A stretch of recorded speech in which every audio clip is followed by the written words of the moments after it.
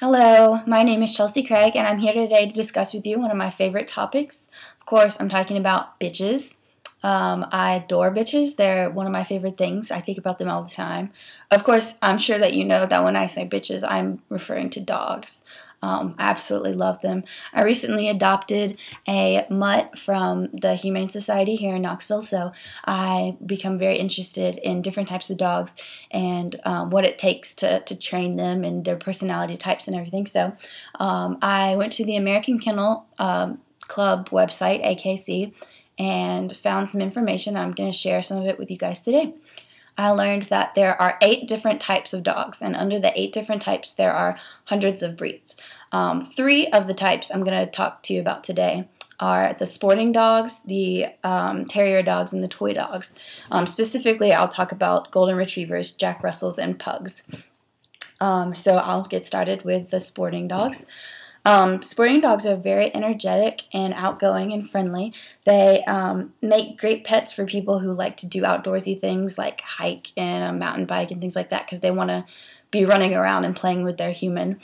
Some of the most well-known sporting dogs that you would recognize are Cocker Spaniels, Labrador Retrievers, and Golden Retrievers. And I'm going to talk to you about Golden Retrievers. And I'm sure that you'll recognize the Golden Retriever as one of a very iconic American image in media.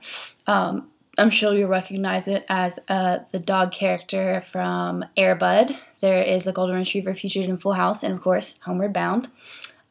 It's portrayed accurately as being very loving and eager to please its companion, its human. The AKC informs me that the retriever originated in the Scottish Highlands as a hunting dog, and they're bred for their intelligence and their eagerness to please their owners.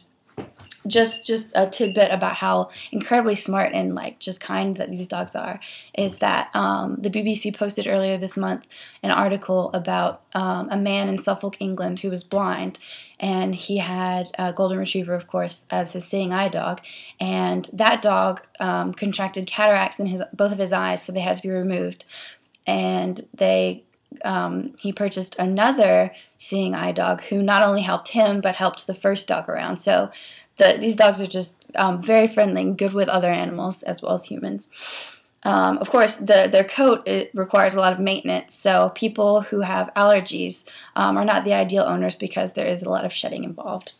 Next, I'm going to talk to you about terriers.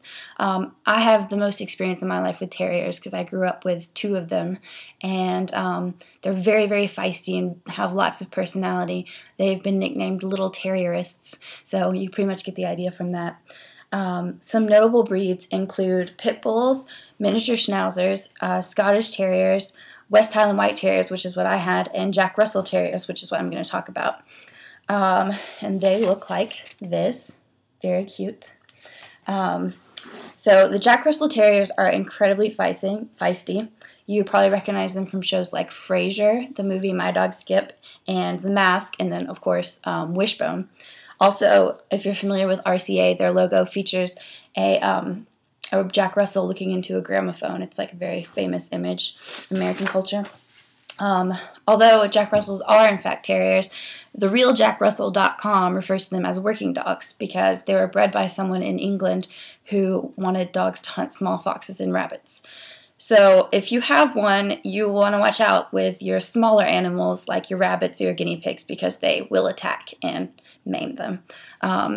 They are pretty aggressive, and it's probably not good to have a terrier around a child because children don't realize if they're going to hurt the dogs, and the dogs don't tolerate that sort of thing.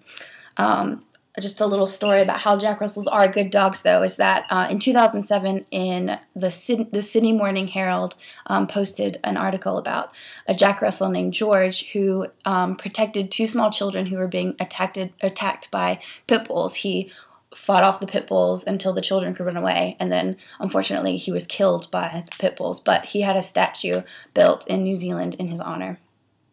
Finally, I'm going to talk to you about toy dogs. Of course, you'll recognize them from Paris Hilton's purse. They are generally very tiny, very high maintenance and yappy, but also tiny and adorable.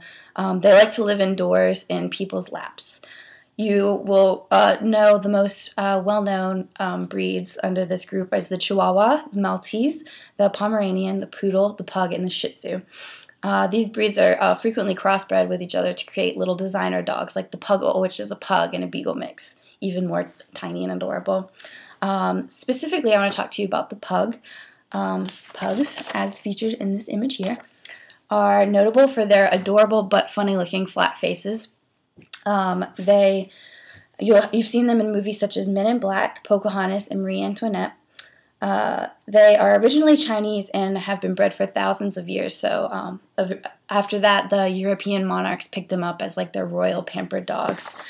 They are very friendly, and since they're so stocky, they can live in a house with children because the children are unlikely to hurt them.